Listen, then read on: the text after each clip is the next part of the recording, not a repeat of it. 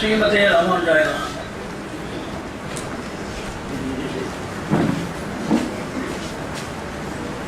It is a jubilant occasion in which we are congregated to discuss about what is the problem for us in dealing with the problems. There is a real angle in which we are going to discuss. There are two types of incarnations or manifestations or expansions of problem. That which starts as a personal problem, that which can have provincial permeation, and once it can be a universal problem also. And the second dimension of it is that which is a universal problem, maybe affecting somewhere, somehow, somebody, but it can come into our province and directly that can knock at our doorsteps and that can penetrate inside us. So the first thing is that which is personal, which may become a global menace, and that which is global, which can very easily come to our threshold and take us into charge.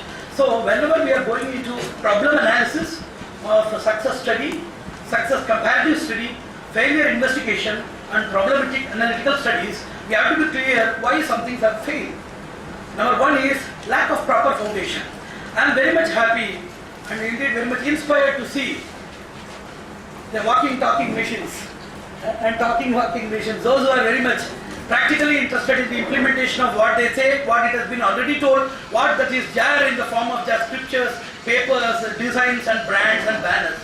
So it is indeed very much welcomeable and admirable, but still what we want to emphasize is, in order to clearly implement and implant the same thing inside your mind before you implement for others, there should be a foundation that is given by concept.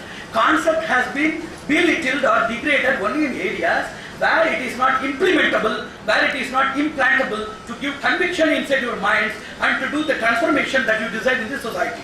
So a powerful conceptive foundation, not mere concept. Concepts are of two types. One is active concept, second is inactive concept. The concept that has been proposed in such a manner, put before us in such a manner with lot of dynamism that could immediately challenge your nerves and knots to deal with that point, so that you are convinced and you are sure that everybody, an antagonist, a skeptic, a person who is an aspirant, a person who is a tolerant, intolerant, bitolerant, polylateral, innumerable types of people you approach in the society, everybody you should feel proud and should feel courageous. That conceptive courage and conviction should be given only by active conceptive foundation. So our duty is now the conversion of mere inactive, dormant, inert foundation to be an active foundation. So number one, we need concept. We need to understand the models of cultural, social, anthropology of the system. We need to understand the practical way, what we call theodynamics. We used to name the science as theodynamics. How to apply the belief towards God as a force of transformation for social upliftment in the society, economic upliftment and enhancement in the society, for increasing innovative temper and scientific development in the society, how to bring harmony, unity and uniformity in the society. All of these things come under theodynamics. That is a dynamic way of studying. God is the encompassment of all transcendental opulences, and He is also the personification of all divine attributes, eternity, purity, etc. and etc. So certainly a mission of Him should also be equally energetic.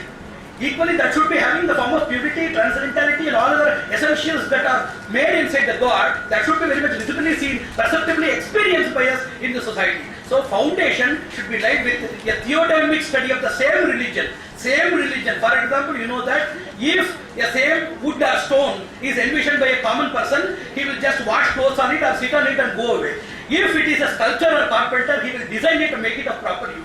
So we are just washing clothes in the stone instead of carving it. That type of artistic, aesthetic and capable nature of approaching the dormant principalities like ontology, theosophy, anthroposophy, metaphysics, epistemology, cosmology and various studies of philosophy, they should be converted and attributed towards the contemporary need, having a broader vision of the futuristic companionship for each and every human being of this planet. That is the foundation. Second thing, the problem with us is what he has clearly told about management. Second thing is, you have to design it in such a manner, applying contemporary trends so that it can be effectively made reachable to society. We should know about psychoanalytical approach, trend analysis, market analysis, individual analysis, common psychology, mass communication methods, application of technologies and other things. And Vijay Bhatkar very clearly told about application of technology. Unification of languages and finding the Unicode technology languages, it is very easy. Because the languages, if not passing through the human channel, they are all neutral. When the same languages are spoken by the human beings, they are subjected to various hattedness, conflictness, and unwanted things enter into the human channel, being sponsored by the evil imprints of his Esther Sanskaras. So, unifying these languages in technical code inside a software, it can be an easy comparison, but the same language, if it enters into the human being, then it is relieved out of a person's tongue. It carries out the dust and dirt of whatever he possesses. So, that type of exemplification cannot be very much effective in this manner. We have to design something that is suitable, in which the socio-political, economical and theological conditions are well understood and well implemented. The third thing is, we have to design it specifically. You cannot design a common code for all areas. So you just categorize all areas based on the population density and the religious population density, and also the tension, that is what we call psychometry. The tension level of that area, conflict level of the area, mutual tolerance level of the area, that should be measured. So psychometrical, geometrical, topographical, religiographical survey of all regions should be made, and that region, they should be specifically approached with a plan that is customarily designed exclusively for that purpose, and any plan designed here may not be equal in Finland or in Sweden or in Switzerland, and any type of Hindu-Muslim unity we are doing here, it cannot be possible with Talibans. As I am talking with Sami Bubra, I cannot talk with Taliban people with the same method. So the tool is entirely different, where we have to approach with our spiritual things, where we have to approach our social power, where we have to approach the synchronization of political power and interpolitical power to implement also to establish certain things. They must be very much pointed with vigilance and meticulous care and design as per the suitability. Fourth thing is displacement of institutions. Where there should be fire engine, where there is a probability of fire, there should be a fire engine. There should be a school where people are to be educated. International problems are existing in various areas due to religion and political conditions. We have to study two things. One is the political background between religious influence and calamities. The religious background which stimulates and which also adds, or which is a combustible fuel which supports political intentions. So it should be categorized in various areas, and it should have interfaith relief centers for arbitration or military support or social renaissance in that particular area. Not in some other areas, not in some other areas where we are isolated, we are inside a closed auditorium with limited people. Now whatever we are talking with a limited people, like-minded people, we should strengthen ourselves and our purpose. There are two things. We have assembled here. It is not the purpose, it is a process. This assembly should reach the people who are devoid of inter-religious understanding and mutual harmony and fraternity. It should be taken to that area where people, now we are all head-capped. We have to take this thing to the handicapped, those who are not having these services, and it is a real way of bringing this thing. And I want to just put a concept foundation for this thing in the given time frame, which is very much limited for me. I'll try to put it. Number one, for studying everything, in science, they actually deal with the futuristics. What are all the advancements, this and that. They used to go for advanced technologies. Like metallurgy, they go for metametallurgy. Each and everything they want to go for an advanced system like nanobiotechnology, biotechnology, atomic technology, optronics. They want to go for something advanced. Recently they have realized one fundamental problem with science. They have realized that unless the ontology, the fundamental study where it emerges from, however we advance in study of any problem or any issue, that will be incomplete, absurd and unsuccessful. That has been totally accepted by the modern, that is contemporary scientific community. In that manner, I want to say about the ontology of the problems which we are going to face or facing now, which we are to face in the very mammoth and colossal manner in a few decades after. So we want to deal with the ontology. Human beings are encompassed with two basic instincts. One is known as promoting instinct and second is survival instinct. On the basis of these instincts only, animals are having a lot of developing instincts, they are entirely different. That is known as acclimatization, that is response to the environment. But our promotion instinct, it develops. For example, some basic instincts we say love, desire, harmony, all of these instincts are very common. But what is the difference between the human beings to be human beings or to develop the psychological development of their mentality? Not only having love, desire, compassion, fraternity, they are not human beings. Human beings have some additional benefits. What are they? To nurture these qualities, to cultivate these qualities, to develop these qualities, foster and nourish these qualities, implant these qualities, stipulate these qualities, monitor these qualities, convert these qualities, and to bring transformation is the duty of human beings, not only having the qualities. So these qualities are to be put into all of these exercises by human beings by two processes. One is to create a substantial knowledge base for this. And number two is, it is to analyze, apply and activate for others also.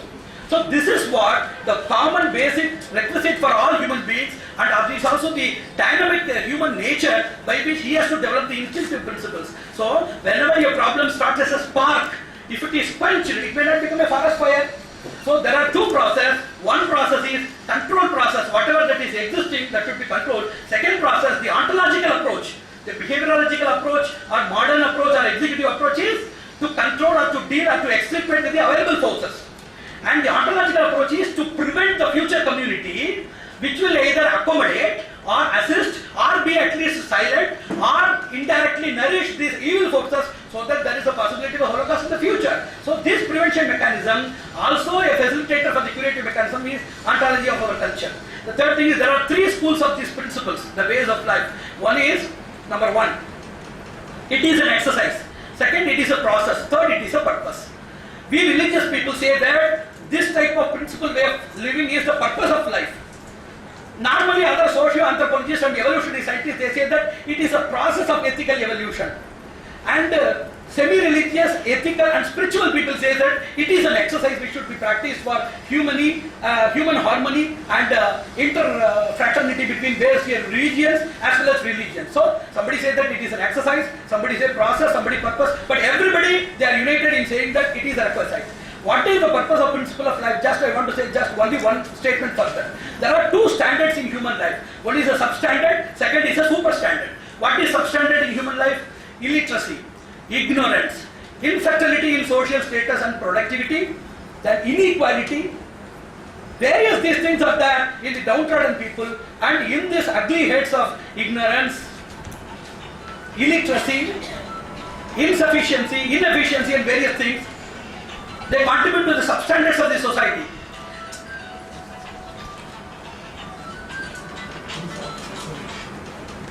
The superstandards of the society, that is overexploitation by means of avarice and superiority complex, which creates a domination and suppression in the society, intolerance, these are the superior standards of the society, super standards. And there is one more thing, it is known as mild moral disaster. We are having a lot of moral disasters. Somebody says that I am not a terrorist, I did not sponsor a terrorist, I am not supporting any terrorist union, but there is a mild moral disaster. What is that? Silence, negligence, pleading for innocence. I don't know what is happening in the world. It is your duty to know that. How do you know English? Are you an English person? How do you know Espanol? How do you know Japanese? How do you know computers? You learn that. When you know that something is contributing to your academic or professional status or economic boosting, you go to fall a prey on that and you start to learn that. Likewise, you should not plead for innocence. Innocence, negligence, silence, and also cowardice, subservience, and mutual benefit status. I am getting some benefit from the society, why I have to lose that? Self-centrism. These are all known as mild moral disasters. So we want to prove two things. One is internal health. Somebody told, just before a week somebody told, I am very hale and healthy, I went for a medical checkup, my heart is working, liver is working, kidney is working, brain is okay, everything is working. But he went in a car which is subjected to an accident and he died. So, in spite of healthy internals, he travelled in an unhealthy, unsuitable environment, so he collapsed. So, in spite of we being determined, in spite of we being very much socially attributable or amicable, in spite of we being perfect and precise, if we are in imperfect and precise environments, we may be subjected to explosions, we may be subjected to a lot of accidents, we may be exploded by natural disasters or man-made disasters. So, in spite of being good, it is to see, it is a duty, bounded duty and laborious risk of each and every human being to see that he lives in a healthy environment, or he can contribute his might to make his environment salubrious. That is the duty of each and every human being, which we should realize now. Then this moral has been explained in the Shastras very wonderfully. This thought of moral inside the human mind, that you should be well, it is very natural. That others should also be well for your well-being, that is a moral which comes from God as per our scriptures, which comes from conscience and consciousness. Consciousness is the attribute of the human soul, and conscience is the determinate mind which takes into charge of executing these things. So, moral has come from God, exhibited through consciousness, determined by conscience, and this conscience, it emanates. This conscience emanates in the form of decency, where we treat ourselves, discipline, where we strict or restrict ourselves. Then it goes into code, it goes into rule, it goes into law, order and justice. So this is the hierarchy of this moral which should be preached by religious as well as political structures and bodies in the society to create that. Religion has, innumerable religions are there, they interpret this type of this moral responsibility in their own terms. They used to say it has rigid flexibility. Moral wisdom may be flexible in various areas, but there is a common rigidity or area of control for moral, that there is universal morality. So universal morality that also deals with persons, places, circumstances, impact, intention of the persons doing, tradition and the activities that have been done over several years and eras. All of these various things they determine, but still there is a common rigidity for all flexible moral, that they should be happy with each other, they should be contributing to each other, they should be having a collective survival in the society. That is very much essential. That is a rigid flexibility for all moral things. Now, what is the religious status now? Religion is the dominant power in the world. Politics is not the dominant power. There are 5 regions as per the categorization, where religions rule, where religions have mass attraction, where religions confer mass diversion, where religions experience mass intrusion, where religion is a migraine. So there are 5 divisions of the religious contribution to various regions of the society, where we have to understand how this moral boosting can be contributed.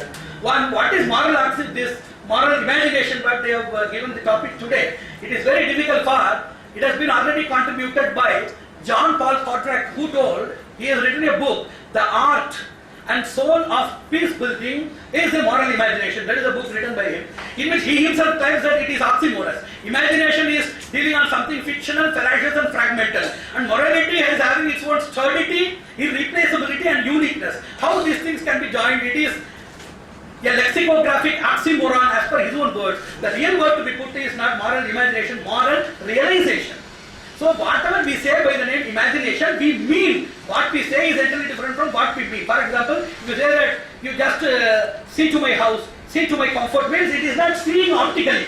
It is taking care. So whenever it is known as dhvani in Sanskrit language, whenever you make some euphemistic terminologies, even though the terms are big, the sense will be small. Likewise, even in type of some narrow areas where the terminology covers, the inner meaning is more deep. Likewise, even if you say imagination, it means realization. It is that type of imagination that leads to realization. Imagination is led by imaginary engineering, which is known as imaginary. There are innumerable types of imaginations. For example, there is intuitive imagination, speculative imagination, futuristic imagination, retrospective imagination, formal imagination, schizophrenic imagination. Innumerable imaginations are there. What we want to put here is a conceptive and dynamic type of imagination with the foundation of truth, with an intention to serve and to achieve whatever we want. That type of imagination we have to develop. And moral imagination has innumerable dimensions. We have to organize a seminar on that. Moral activism, moral restraint, moral dynamism, moral euphemism, then moral sanctionism. Innumerable dimensions are there. Moral restraint. Innumerable divisions have been studied by a lot of people who have read about the contribution of cognitive sciences to ethical basis. There is a research by Mark Johnson. So innumerable research is going on. Those things are scientific. Let us leave them and let us come to the exact point of the conclusion. What we want to clear here now is the responsibility. Each and everybody is having visible and invisible responsibility. 4 people they are having responsibility. One is the mass. Second is the elite. Third is the leader. Fourth thing are the messengers. Messengers are the religious people. Leaders are the political people. Elite people, they have social responsibility. Social, political and religious responsibility we all have sharing. And religion has more responsibility for 3 reasons. For being the problem of the society, panacea of the society, and as a punishment for it. As religion has created a lot of problems, as an imposition it has to clear it. Each and every religious person should clear the blemish or the stain that has been laid by its knowing or unknowing or intentional or unintentional predecessors who have contributed it on it. So it is a punishment for religion or imposition that it has to ward off the blemish that has been laid on it. Second thing is, it is the process of religion or purpose of religion to create harmony and peace in the society. Third thing, panacea. Religion only can deal with these things because it deals with the fundamental spirit, intellect and minds of people. It deals with the sentiments of people. Science deals with the upper layer. The deeper layer is dealt and it is tracked by means of religious purposes. Only religion is the panacea. Only by approaching people sentimentally, only by approaching people at the utmost abysmal layer of their mind and its backgrounds, we can bring peace, and there is no other way for that. To start with, just as when a person is dying, immediately he will be given oxygen and blood. Likewise, to start for peace, to start for harmony, we should start with non-violence. At least don't be violent. Violence can be verbal. exhibition, behavior, criticism, preventing others, perturbing others, innumerable ways of these things are there. There are two people who are non-violent. It is very wonderful to hear that. It is also funny. There are two people who are non-violent. One person, he is not non-violent because he is delegating or he is just conferring the duties on somebody else to do violence on his behalf. There are a lot of such people who are non-violent in the society, who are delegating authorities. Second type of non-violent people, they are non-violent because they don't have proper power and opportunities to exhibit their desire. So it is a type of non-just right in the society. So it starts with misbehavior and misunderstanding. Whenever somebody does something wrong, it starts. Whenever somebody does something good but misunderstood, it starts. It is the seed of the banyan tree of violence. It starts with misunderstanding and misbehavior at a very seed level. At that conflict level, it should be identified and it should be removed. And there are innumerable proposals for that which we should discuss in a different platform. The funniest thing and the final thing I want to say is religious quixotism. What is the fun with it? There will be a lot of comedies, like political comedies. What is a religious humor? If somebody asks me to say a religious humor, I can clearly say, religion has started to preach subservience, submission, to eradicate domination and to preach submission. Religions, they started their institutionalization. But in the teaching of eradication of domination and getting into submission, there was created a quarrel for domination. Who will dominate this mission? There we are going to teach about submission. This is the fun of religion. So it has been started for unity, but there was diversity in the ideology and methodology. Who will teach that unity? It is a system of subservience where there was dominance and arrogance. You see, religion has its own dignity. We should be proud of our own religion. Respecting other religions are different. Certainly I am proud of my religion and I am very strict and chauvinistic in that. Certainly it should be so. But that dignity has lot of metamorphosis in this status. If I think that my religion is good, that is okay, my dignity. If I feel it more, it becomes pride. If my pride is exhibited, that becomes arrogance. If my arrogance is executed, that becomes domination. If the domination is excessive, that becomes atrocity. And if my atrocity is empowered, that becomes tyranny. And this type of lineage is what it happens in society. No doubt, your implementation is various standards in various levels and grades of the society. Statistical reports, analytical report, logistic report, logical report, and scientific types of prevention using technology and modern methodology and counseling. Innumerable people they are doing. But what we need is a strong foundation. That should be separate schools.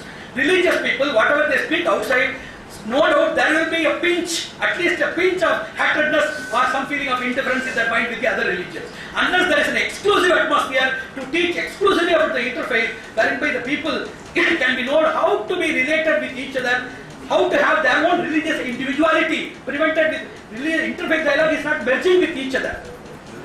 To have our own identity, to our own honesty, our own pride and dignity, mixed with others, respect also others in their own trend, and the necessity for a common binding instinct I have already told. Whenever 50 or 60 people are traveling in a bus, they will be thinking about marriage, they will be thinking about better call, business and other things. When the bus is drowning inside a place, everybody will be thinking of only one thing, how to get out, how to at least release few people if possible. No, now we are having innumerable problems. Global warming problem, terrorism, international clashes are there, economic depression is there, recession is there, innumerable problems are there. In the civilized era, we are fighting with something which is very primitive. So as a common binding instinct, not with the intention to live, the unavoidable present circumstances in which we have to live or die together, that is the sutra or that is aphorism behind this type of interfaith dialogue. I believe that let us start with unavoidability, let us flourish with understanding these things by three levels. First is tolerance, then is fraternity, and then come to brotherhood. A crawling child, it cannot ride on a horse immediately. Can it ride on a horse immediately? Not possible. Let us start with unavoidable unity in which we have to live together. Let it blossom into at least tolerance. Let it flourish into the methodology of fraternity. If possible and blessed, let us have brotherhood and unite together. I want to say that for this institution and for any similar institution, we are ready for our intellectual, financial and contributive and collective services in whatever way possible. And I wish and bless all the participants to reach the goal as soon as possible. As we are taking the mission of God, it is the duty of God to see that we are happy. Unless we cooperate with Him, His services may not be properly realized and utilized. Let us realize that God is behind us. Any God or any form is behind us. Let us see whatever we want to see in the society. Let us live in a good atmosphere, or at least let us live in a good environment for our forthcoming upcoming generations, Narayana,